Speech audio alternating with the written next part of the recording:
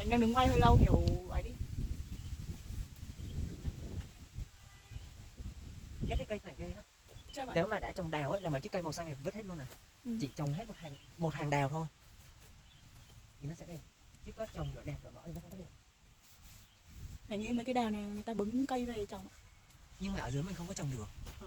Nắng. Đúng rồi, ở dưới mình có nắng hơn một xíu thôi mà nó không lên, nó không ra hoa nha.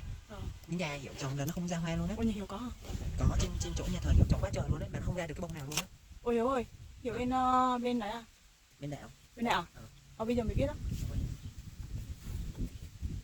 Ồ vậy là chủ nhật Hiểu đi nhà thờ à? Đi đi.